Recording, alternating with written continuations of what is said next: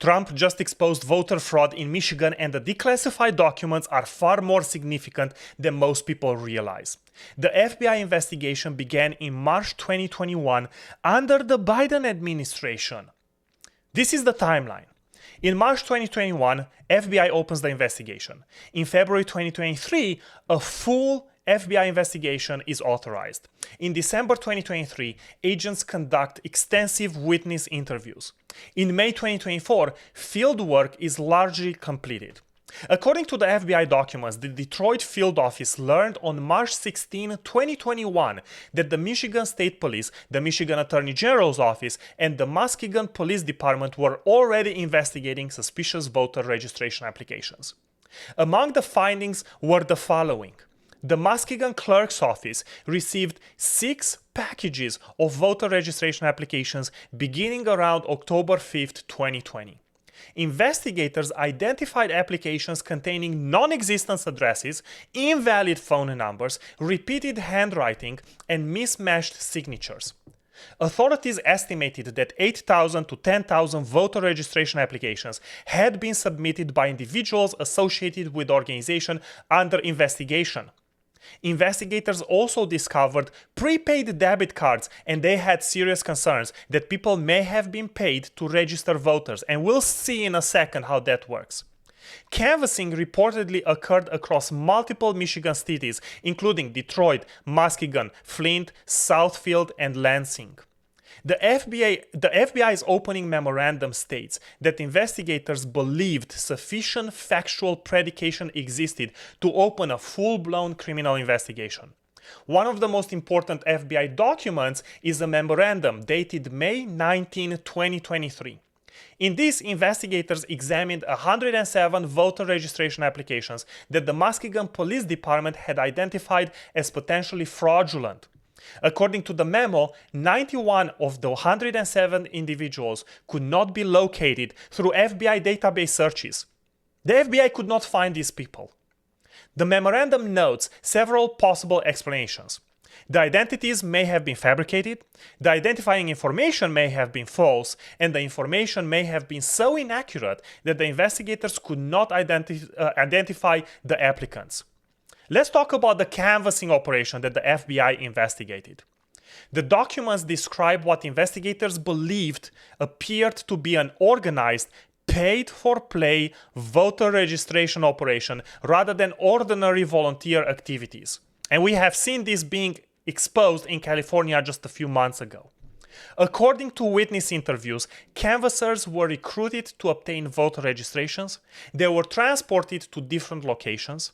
They were paid hourly or based on commission. They were paid through prepaid debit cards in some instances.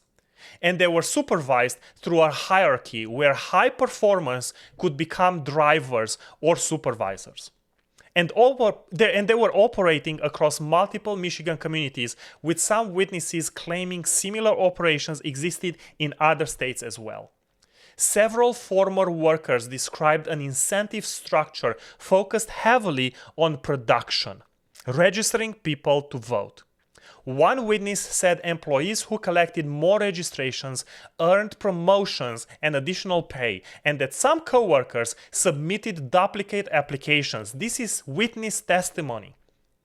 Another witness stated she was paid according to the number of signatures collected, and alleged that many employees and fellow co-workers submitted registrations containing false information in order to get paid. Another interview described more than 100 canvassers working in the Muskegon area and alleged that top performers could travel to work in other states. By itself, paying canvassers based on production does not provide criminal fraud. I want to make sure that I clarify this. However, FBI investigators and state investigators recognized that such compensation structures can create incentives to prioritize quality over accuracy, meet quotas, submit duplicate applications, and fabricate information to increase compensation, as revealed by witness testimony. This is one reason many election integrity laws distinguish between hourly compensation and payment based directly on completed voter registration.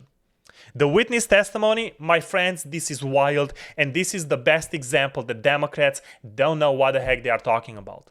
Multiple former canvassers reportedly described duplicate voter registration, registrations containing false information, supervisors rewarding high-volume production, workers being compensated based on signatures or completed forms. One witness alleged that some canvassers exchanged marijuana or cash for completed voter registration applicants and believed co-workers were submitted fictitious names. Imagine being paid in pot to register people to vote. Another witness stated that some workers believed the organization was supporting Joe Biden's campaign and alleged that canvassers who were unable to obtain registration were instructed to distribute pro-Biden literature. The FBI documents also included a complaint from a Michigan woman who reported that someone wearing a Biden campaign clothing came to her home, offered to collect her absentee ballot, and offered to register her to vote electronically. When she declined, she received at home a voter registration card and an absentee ballot. That is wild. She stated that she had never registered and destroyed the ballot entirely. If accurate, this allegation would differ from a defective paper registration because it would suggest a voter registration may have created in the name of a real individual without her knowledge or consent, and this is very important. The documents also show huge internal FBI concerns. An email from November 2021 shows one employee expressing discomfort and closing the investigation. The employee wrote that they were not really comfortable closing the case and cited the Department of Justice election fraud guidance that appeared to support further examination of these registrations. Bottom line, these documents are painting a very clear picture. Based on the released declassified documents, this is what we know. Local authorities identified a significant number of suspicious voter registration applications before 2020 election. The FBI determined there was sufficient factual basis to open a full criminal investigation. Investigators identified serious irregularities within a sample of flagged registration. And multiple witnesses alleged under oath that duplicate registrations, false information, and production-based incentives were offered. The investigation continued for several years through multiple stages of federal review. These documents go well beyond evidence of isolated clerical mistakes. They describe an organized, paid voter registration operation that generated thousands of registrations, a subset of applicants containing significant anomalies, and multiple witnesses alleging that duplicate and false registration and false informations were provided, and a lengthy federal investigation examining whether federal election crimes had occurred.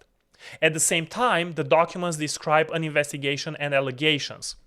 They do not by themselves establish that every allegation was proven, but they do paint a very clear picture that is not as black and white as Democrats would have you to believe that it is.